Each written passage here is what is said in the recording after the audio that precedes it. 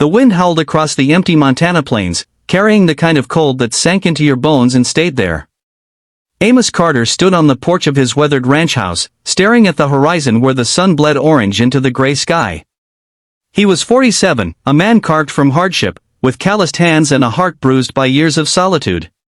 His ranch, once bustling with cattle and dreams, now sat quiet, save for the creak of the windmill and the occasional bawl of a stray calf. Last week, he'd done something unthinkable. He'd bought a girl.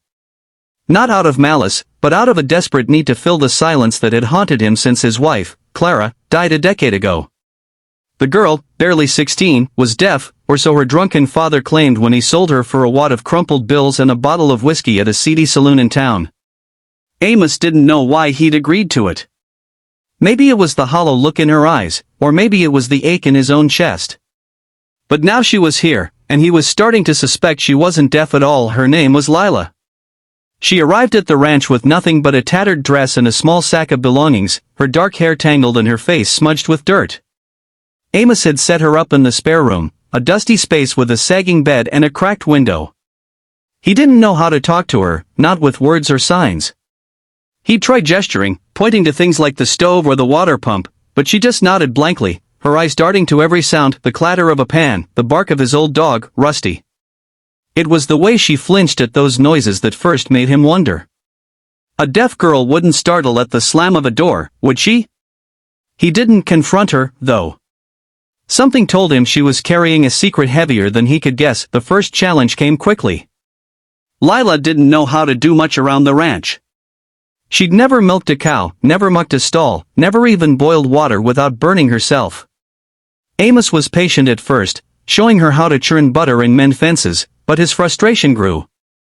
He wasn't a teacher, he was a rancher, and the work was piling up. The cattle needed tending, the barn roof was leaking, and winter was creeping closer. Lila tried, but her hands fumbled, and her eyes kept drifting to the hills, like she was planning to run. One night, after she'd spilled a bucket of milk for the third time, Amos snapped. "You gotta try harder, girl," he shouted, slamming his fist on the table. Lila froze, her eyes wide, not with fear but with something sharper, recognition. She'd heard him. He was sure of it now. The next morning, Amos sat her down at the kitchen table, a chipped mug of coffee in his hands. "Lila," he said softly, "you ain't deaf, are you?" Her face went pale, and for a moment, he thought she'd bolt. But then her shoulders slumped, and she shook her head, tears spilling down her cheeks. She told him everything in a voice so quiet it was almost a whisper. Her father, a mean drunk who'd lost everything to gambling, had forced her to pretend she was deaf. It was a scam, a way to pull pity and money from strangers. She'd hated it, hated lying, but he'd beaten her when she refused. Selling her to Amos was his final betrayal, a way to squeeze one last dollar out of her misery. Amos listened, his jaw tight, his heart twisting. He'd been lonely, sure, but he'd never known pain like hers. From that day, things changed.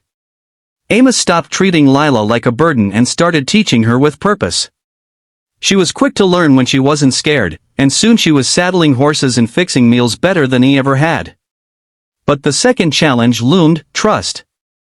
Lila was skittish, always waiting for Amos to turn cruel like her father. She'd shrink away when he raised his voice, even if it was just to call Rusty in from the yard. Amos struggled too. He wasn't used to caring for someone, not since Clara. Every time he looked at Lila, he saw his own failures, his inability to save his wife, his years of shutting out the world. He wanted to help Lila, but he didn't know how to show it without scaring her off. One evening, as they sat by the fire, Lila spoke up. "Why'd you take me in, Amos?" "You didn't have to." He stared into the flames, his throat tight. "I was lonely," he admitted. "And you looked like you needed someone to be kind to you." She didn't say anything, but the next day, she started singing while she worked, a soft, lilting tune that filled the ranch with life. It was the first time Amos had heard music in years, and it cracked something open in him. The third challenge hit harder than the others. Word got out in town about Lila, and her father showed up one snowy morning, drunk and belligerent, demanding her back. "She's mine," he slurred, waving a rusty knife. Amos stood between them, his shotgun in hand, his voice steady. "She ain't yours no more. Get off my land." The man lunged, and Amos fired a warning shot into the ground, sending him scrambling back to his horse. But Lila was shaken, hiding in the barn, convinced her father would come back.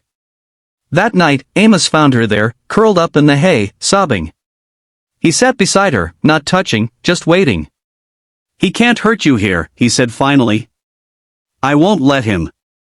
For the first time, Lila believed him. Winter settled in, and with it came a new rhythm.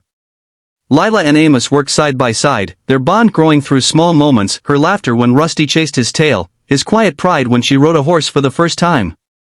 But the biggest challenge was yet to come, Lila's fear of her own future. She'd never had a chance to dream, to imagine a life beyond survival. One spring day, as they repaired a fence, she asked, "What happens when I'm grown?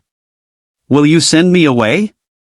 Amos stopped, his hammer mid-swing. He'd never thought that far, but the idea of her leaving gutted him. "This is your home, Lila," he said. "Long as you want it to be." That summer, Amos took Lila to town, not to hide her but to show her off.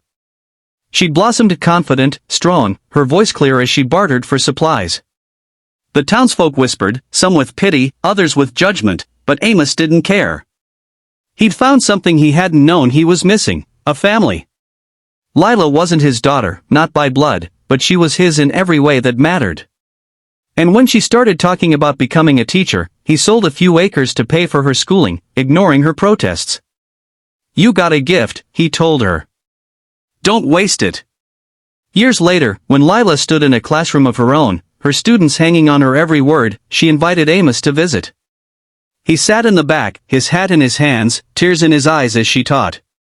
She'd heard him, all those years ago, when he'd shouted in frustration, when he'd promised to protect her, when he'd called her home. And he'd heard her too, her songs, her fears, her dreams. They'd saved each other, not with grand gestures but with quiet, stubborn love. The ranch was still there, smaller now, but alive with Lila's visits and the laughter of her students when she brought them out to learn about the land. Amos, older and grayer, would stand on the porch, watching the horizon, no longer lonely. The wind still howled, but it carried a different sound now, hope. And the message was clear, even in the darkest places, where silence seems to reign, love can find a way to be heard.